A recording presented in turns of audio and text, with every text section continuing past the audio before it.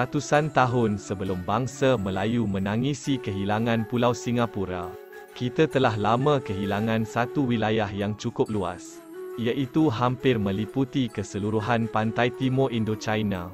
Lebih menyakitkan, wilayah tersebut menyimpan 1001 rahsia dan bukti tamadun awal rumpun Melayu yang pernah menguasai hampir keseluruhan kawasan daratan dan perairan Asia Tenggara. Negara tersebut, tidak lain dan tidak bukan, adalah Champa, yang telah berhadapan dengan serangan dan migrasi besar-besaran secara berterusan selama ratusan tahun daripada satu kaum yang berasal dari selatan negara China iaitu Dai Viet. Kehilangan Champa sama seperti kehilangan Patani yang mewarisi keagung Nekalawa atau Ben La Tratoan menentang Dai Viet. Selepas mengalami kekalahan dalam peperangan pada tahun 1471 Masihi, Wan Bo bersama-sama rakyat Champa yang lain telah berundur ke kawasan selatan yang berpusat di Panduranga. Baginda kemudian diisytiharkan sebagai Raja Champa dengan gelaran Sultan Wan Abu Abdullah untuk menggantikan bapa mertuanya iaitu Ben La Tratoan yang telah ditawan dan mangkat dalam tahanan musuh. Pemerintahannya berakhir sehingga tahun 1478 Masihi dan digantikan oleh dua orang anak saudaranya iaitu Wan Abu Yusof dan kemudiannya Wan Abdul Qadir atau Qolai 1478 hingga 1515 Masihi. Riwayat Kelantan juga menyatakan bahawa Datu Wilayah Jambu yang juga pemangku Sultan Patani iaitu Datu Nik Mustafa telah kembali ke Champa bagi membebaskan bumi Melayu Islam tersebut daripada pencerobohan rejim Nguyen pada tahun 1570. Raja Champa, Sultan Yaakob Shahibuddin yang sudah sangat lanjut usianya telah ditawan dan mangkat dalam kurungan sangkar besi semasa diarak ke kota Hue. Pada tahun 1577, Datu Nik Mustafa membawa 10,000 orang tentera Patani dan bersama anak saudaranya Sultan Adiluddin yang membawa 5,000 orang tentera Kelantan bertolak dari kota Pengkalan Datu, Kelantan dan menyerang Dai Viet untuk merebut kembali Panduranga. Sebahagian besar dari bumi Champa yang telah jatuh ke tangan Dai Viet sejak tahun 1471 Masihi telah dapat dikuasai semula sehingga hampir ke kota Hue. Setelah peperangan tamat dalam tahun 1580, Datu Nik Mustafa telah ditabal menjadi Raja Champa dengan gelaran Sultan Abdul Hamid Shah. Di kalangan orang-orang Cham dan Vietnam, Baginda lebih dikenali dengan panggilan Porom, manakala orang-orang Kemboja memanggil Baginda Ong Tuo.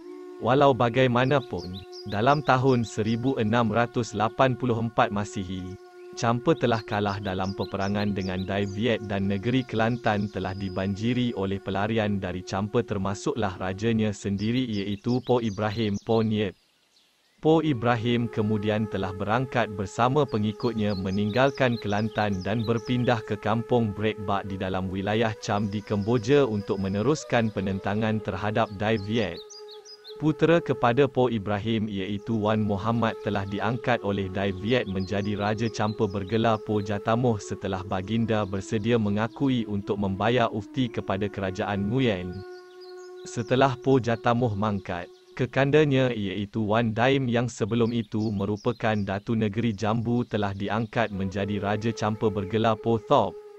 Dalam tahun 1692, Baginda cuba memberontak terhadap rejim Nguyen setelah membuat pakatan dengan ayahandanya Po Ibrahim yang sedang berada di Kemboja dan kemudian terjadilah serangan serentak di dalam negeri dan perbatasan Kemboja. Walau bagaimanapun, Wan Daim tewas dalam peperangan tersebut dan berundur kembali bersama keluarganya ke Patani. Sementara ayahandanya Po Ibrahim yang telah tua mangkat di Kemboja dan dimakamkan di kampung Brek Bak. Raja-raja Champa selepas itu tidak lagi memiliki kedaulatan sehinggalah kerajaan Champa dihapuskan sepenuhnya di bawah pemerintahan rajanya yang terakhir iaitu Po Chong Chan. Sejarah kemegahan dan tamadun Champa yang cukup panjang iaitu memakan masa ratusan tahun tidak cukup untuk diulas dan dimuatkan semuanya dalam ruangan artikel yang terhad ini. Namun begitu, ianya bagaikan tidak bermakna pada hari ini kerana hanya tinggal sisa-sisa sejarah. Wilayah kekuasaannya telah menyusut sedikit demi sedikit sebelum hilang sepenuhnya dan kini seolah-olah menjadi tanah air asal untuk kaum Dai Viet. Negara campa telah merakamkan sisi gelap yang sering menyebabkan kejatuhan sesebuah kerajaan di Nusantara. Terutamanya disebabkan perpecahan di kalangan pembesar negara dan rakyatnya serta pengkhianatan yang dibuat oleh orang kepercayaan sendiri disebabkan sifat tamakkan ganjaran dunia. Malahan, kebanyakan orang Melayu sendiri pada hari ini tidak kira di negara kita. Singapura, Brunei dan Indonesia pun kadangkala tidak tahu mengenai kewujudan negara campa. Adalah amat mustahil untuk sebuah negara campa wujud semula pada hari ini. Kadangkala penulis berfikir, mungkin kemusnahan campa sebagaimana yang telah ditakdirkan boleh dijadikan iktibar untuk renungan kita semua pada hari ini bahawa kegemilangan dan tingkat tamadun bukanlah satu jaminan untuk sesebuah negara itu akan kekal selamanya. Melainkan dengan izin Allah jua. Begitu juga dengan kehilangan Pulau Singapura. Dapat kita pelajari bagaimanakah bentuk dan corak negara kita pada masa akan datang jika kita terus tertipu dengan permainan golongan ultra kiasu. Penulis hanya ingin menekankan kepada dua aspek iaitu bersatu dan amanah kepada pembaca sekalian.